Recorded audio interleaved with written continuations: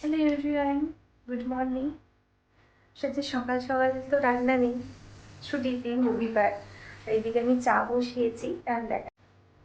এরকম চাটা হচ্ছে, ফুটু আস্তে আস্তে। সকালের ওয়েদারটা বেশ ভালো, খুব রোদও ওঠেনি আর খুব মেঘলাও না, মানে মিডিয়াম ওয়েদার। বেশ সুন্দর হাওয়াও দিচ্ছে। আর সকাল সকাল আমি রেডিও হয়ে নিয়েছি। চাটা হয়ে গেলে চাটা খেয়ে আমি আর সোমনাথ মিলে একটু বেরাবো।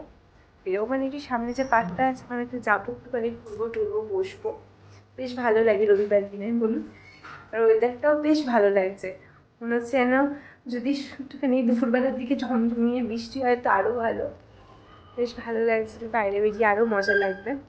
চলুন, চাটা হচ্ছে, হয়ে গেলে চাটা নিয়ে খাও। বেরিয়ে পড়েছি পার্কে যাওয়ার উদ্দেশ্যে।